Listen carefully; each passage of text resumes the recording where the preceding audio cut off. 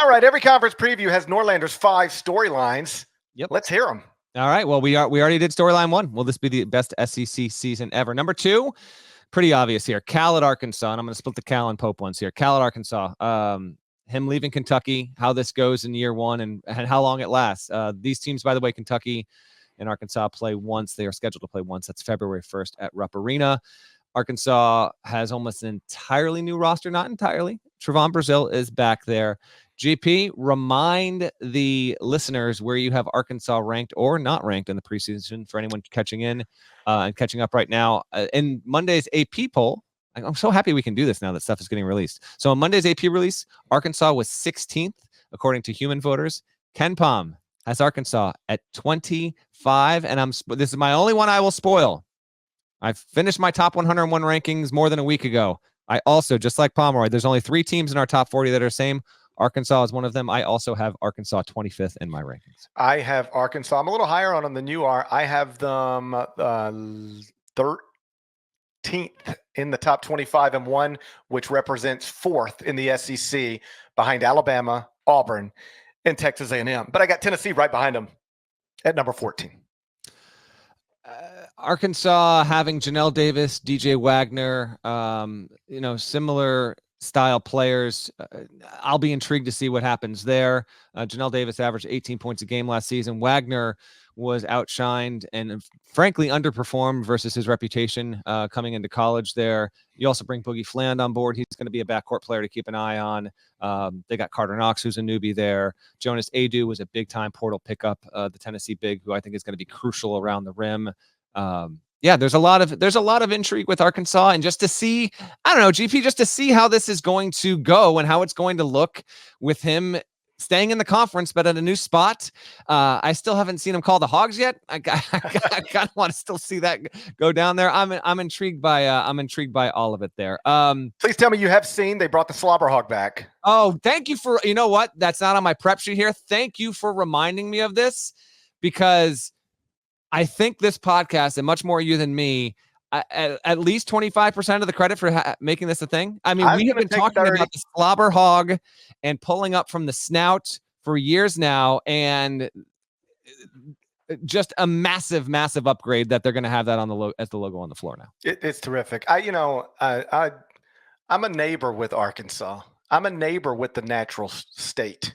We share a border. We share. By the way, that's one of the worst nicknames. Listen, I love all things natural, but the natural state, it just doesn't have that ring. It should be the slobber hog state is what it should be. How much time have you spent in Arkansas? I went there last year for the first time ever, so I'm going to say 60 hours. It's pretty natural. They got some of those hot springs, which I love. It's pretty natural. Okay. It's got its good and its bad, but it's pretty natural. It's a beautiful place. I love Arkansas. We go to the lake over there every year. Beautiful place. I got friends in Arkansas. That's what I'm trying to tell you. I got close friends who are Arkansas fans and Arkansas graduates, and they're excited. They are genuinely fired up. Like they do not think, we just took Kentucky's coach that Kentucky didn't want off Kentucky's hands. They think we just added the best coach in the conference, one of the best coaches of all time, and we're ready to start hanging banners in Bud Walton again. They're fired up, which is fun, because when, Arkansas basketball being good is fun, because that's from my childhood. That was one of the biggest brands that existed. No doubt about it. That Slobber Hog logo, that is just awesome, awesome stuff. Credit to everyone at Arkansas that helped make that happen. That's good stuff. Storyline 2, or technically storyline 3, because we did storyline 1. Mark Pope now at Kentucky replacing John Calipari. And there's a lot here. I also want to, since we're coming right off the weekend, the Rick Pitino returning. I mean, what an unbelievable, what's actually unbelievable, 5 months ago scene where you have Pitino, and I know most people listening and watching probably are aware of this. If you haven't seen Pitino's, 60-second speech at the end of Big Blue Madness on Friday night to everyone in Rupp Arena, go find it. In fact, Nada, can we do this in post? We can't do it live on the show because we didn't prep it. Nada, in post here for our audio audience listening on the pod, let's drop that Pitino speech in right now so people can hear what he said. And the fact that Pitino, I got a couple thoughts on this, GP.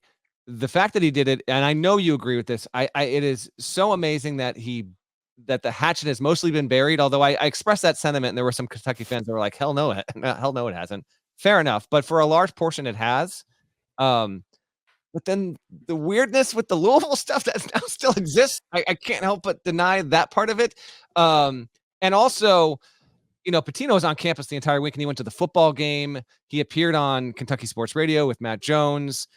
He talked to the players at practice. There was another speech that Kentucky Athletics got where he was talking about Mark Pope as a player, and it was really, really good that Kentucky shared on its socials. But this also told me, and we'll save this part of it for the Big East preview. I'll be at Big East Media Day. We're going to do our preview for Big East then. The fact that Pitino was willing to do this, put on Kentucky gear, it tells me he's super confident in the St. John's team. That's my oh, by the way, aside, is like he knows he's got a really, really, really good team. He ain't concerned whatsoever about any of it, that side of it. So St. John's fans, if you saw that, we're kind of like tickled awkwardly by the scenes there. I think that tells you that he thinks he's going to have one of the best teams in the Big East and a team that's not even going to flirt with the bubble this season. Before we get to the Pope Kentucky stuff, let's at least address the Pitino stuff, because that was really just I was heartwarmed by it, GP. I was too, genuinely. I loved it. I never thought we'd get that. I never thought we would get that. And the fact that we have shows you just what can be possible in this wild world of college athletics. Yeah, my perspective on this has always been, or at least for a while has been, perhaps it's something I've come to feel as I've gotten older myself, but life's too short to be walking around mad all the time. Like Rick Pitino gave Kentucky fans some of their greatest memories they'll ever have. And then, yeah, he took a job in the NBA. And then, yeah, he bounced back to your in-state rival, not necessarily because it was your in-state rival, but because it was the best job available at the time. But you get the point. So I understand, like, he was with us and then he left us and then he went to our enemy. So we'll hate that guy forever. But I just genuinely believe it should be much simpler than that. Rick Pitino worked at Kentucky and did amazing things at Kentucky. And then he was presented with an offer to run the Boston Celtics. So he said, I guess I got to go do that for a lot of money. And he went and did that, and it didn't go as perfectly as I'm sure he would have wanted or anticipated. So then it's like, I guess I'm going back to college basketball. Here's the Louisville job's open. I guess, that's the best job I could have. And so I'll take that one.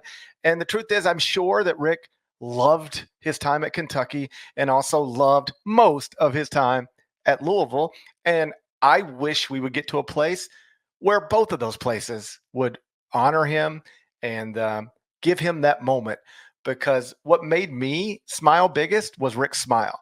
That's a very successful, very wealthy man who's accomplished a ton of things. But I promise you, he would have paid millions of dollars for that feeling he had on Friday night. I'm glad he got to soak that up. As we just lost Pete Rose, one of the things a lot of people have said is that it's a real shame, regardless of how you feel about Pete Rose. I don't care. I'm just saying there are people out there who say it's a real shame that Pete Rose will never get that moment of being in Cooperstown, being inducted into the Baseball Hall of Fame. And I would have thought the similar things about Rick Pitino. Rick Pitino deserved to be back inside Rupp Arena, getting a standing ovation, having that moment and that memory. And I hope he gets the same type of thing at Louisville someday.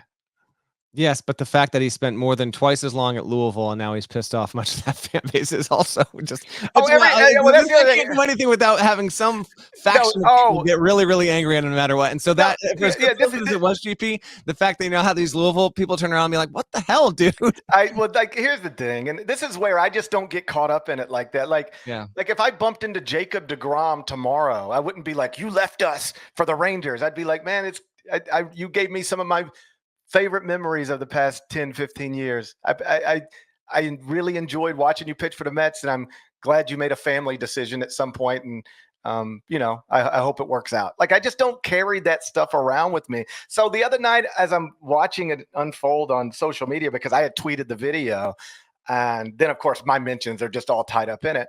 And you had, there was a range of replies. You had some Kentucky fans who were like, "I love this. It's bringing tears to my eyes." Other Kentucky fans who were like, "F that guy. He coached at Louisville for a long time." Right. Then you had Louisville fans who were like, "Yeah, F that guy. He was our coach, not the Kentucky coach." And then you had some St. John's fans who were like, "Yo, Like, what about us? Like, incredible. Turn on the TV and you see your husband with his ex-girlfriend, and you're like, "Whoa, why are you guys having so much fun together? I thought you were with me now." So, from purely a sports fandom perspective, I get it. It's just I don't subscribe to any of it. That was a nice moment, and I'm glad that it happened. Well, obviously, the reason this happens is because Kentucky hires Mark Pope, who played for Pitino on the '96 championship team, and how it goes for Kentucky in year one under Pope. The vibes there are basically immaculate. The roster is pretty damn good.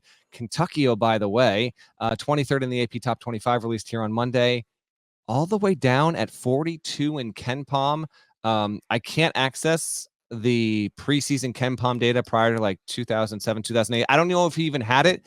I believe this is the lowest preseason ranking in Kentucky history at KenPom there, which is a bit intriguing there. I think KenPom's lower on the Wildcats than just about anyone else, but we'll see. Pope at Kentucky, new blood. It will be very refreshing to see that program run by a different human being, just because it's a change in storyline, it's a change in pace, and I know you welcome it just as much as I do there, and especially after that Big Blue Madness, a lot of anticipation for the season ahead. Storyline 4, Alabama chasing a national title. Florida, Kentucky, and Arkansas are the only SEC schools, GP, to make back-to-back Final Fours. And since 1999, or I guess 98, when Tubby took them there to make it 3 straight years for UK, speaking of Pitino, the SEC has had consecutive years in the Final Four in 06-07, Florida, 11-12, Kentucky, and then 14-15, Florida and Kentucky. So can Alabama do this coming off the Final Four appearance there with Sears as the head of the snake there? Its prominence in the league, I think, is a distinguished national story, because while I think there are a lot of teams that are in that Final Four conversation, or if you want to dial it just a little back, that Elite Eight conversation, I think fairly Alabama has separated itself as the favorite in the league. Now, there have been some Auburn fans in the chat, and don't worry, I know Tigers fans have already found me, because they saw our SEC preview on CBSSports.com, which will, of course, be linked in this episode description on the podcast in your feed. But to me, I think even if you're super high on Auburn, I think even GP would agree with this. You would have the Tide on a tier to themselves, right? Well, I'll just reference the top 25 and 1. I have Alabama at number 2 and Auburn as the next best SEC team at number 10. So I've got Alabama at least 8 spots better than everybody else in the SEC. As always, we'll see. But they look like the favorite on paper. First off, they got an incredibly accomplished and gifted coach, right? I mean, that's the first part of it. They got one of the best coaches in the country. And then they got maybe the best player in the country. We'll see, in Mark Sears. And then they're old in the starting lineup. They can bring a 5-star freshman off the bench. Like, when you are looking for legitimate championship contenders and you make a list of things that need to be evident for it to work. Great coach, experience, roster retention, some real NBA talent. They got all that. They check every box. I have Kansas number 1 in the top 25 and 1. Kansas also number 1 in the AP poll. But if you told me we're sitting in wherever we're going to be sitting for the Final Four, is it Phoenix this time? Where are we going? Come on, man. No, we just went to Phoenix, didn't we? Yeah, where are we going? Trivia time. Where's the 2025? San Antonio. San Antonio. San Antonio is the answer. Yeah. If you told me we're sitting in San Antonio watching Nate Oates cut nets after a national championship, that's not crazy to me at all. Yeah, I like this team a lot. I'll share a couple stats on them once we get to our tournament rundown there, but safe to say, very intriguing. And they may or may not be my number 1 team. I'll tell you, they were heavily considered, and that will be revealed on Thursday. You mentioned Kansas. Our Big 12 preview will be next, and that'll be coming to you before too long here on the feed and obviously here on YouTube. Last storyline, I usually try and put in the coaching changes situation here. I tell you what. So one function of the cycle this past season and earlier this year, GP, is we had so much turnover. We had more coaching changes at the high major level and across the sport than we had ever seen in a single offseason in the history of the sport. Okay. And so because of that, what it's led to is a lot of coaches now, because not just this year, but then you think about the year before and the year before that. So there are a lot of coaches that coming into November here, they're either in year 1, year 2, or year 3 at their school. There's not a lot of forget veteran coaches, just aren't a lot of coaches at the high major level who are, in their 6th or 7th or 8th year there. And so because of that, it doesn't lend itself to heavy turnover. And the SEC is a great example of that for the reasons I just laid out and the reasons we talked about at the top of the show when we're expecting this to be an incredible season for the conference with so many good teams. So with that in mind, how many hot seat coaches are really here? If Oklahoma doesn't do well, could Porter Moser maybe be there? Yeah, I could see that. If Rick Barnes does well or not, could you see Rick Barnes retire? Sure. That could be there. That could be something that I'd be open to. If Texas severely underachieved with Rodney Terry, might there be a situation there? I've had a few people, talk to me about this in the offseason where Texas can't, RT, the way he got the job, some people aren't all the way in on him being the head coach. Now, he's done a solid job since he got there, but if they were to say miss the tournament, I guess, sure, but he's not a hot seat candidate going into the season. Point is, I would put the over-under on coaching change in the SEC, a 16-school league now, GP. I think I'd put it at 2.5, and I really might go under. I just don't see a lot. I don't see the potential for a lot of coaching change from this year into next year. As always, wait and see. But I actually don't think this league is going to have a lot of swappage by the time we get to March. Yeah, I don't either. Like, I would probably take the under on that as well. Like, well, let's just run through my SEC projections. Alabama ain't making a coaching change unless, they have to replace Nate because he just went to the NBA or something. Yeah. Same thing. Auburn is going to want to keep its coach no matter what. Texas A&M, I think, wants to keep its coach no matter what. Arkansas, obviously. Rick Barnes has been consistently good at Tennessee. No chance he's on the hot. He could bomb this season, still be fine. I guess what you said about Rodney is, but it's not like he's run this thing into the ground or anything like that. Yep. It hasn't become embarrassing or, they're still projected to be an NCAA tournament team this year, assuming they are. He's fine. Yep. At Florida, still too early, isn't it? Way too. He just made the tournament. Like, even if Florida, I think Florida is going to make the tournament with ease. But even if they didn't, they're fine. Yeah, so they're fine at Florida. Obviously, we're fine at Kentucky. Ole Miss has got a top 25 team with Chris Beard. They're thrilled. Mississippi State's going to be good again. Made the tournament the past 2 years. Yeah. Yeah, they're fine. I mean, somebody's going to finish 16th, and then we might have to talk about them. But most of these coaches enter the season, and you just say, man, as long as you don't finish 15th, 16th, you probably ain't got nothing to worry about. Yeah, I mean, listen, if for some reason, like, Mike White's got a team that needs to make some noise. I'm not saying it's going to finish top 5, but it's got to be in the tournament picture. If Georgia was 15th, then maybe we're having a conversation there.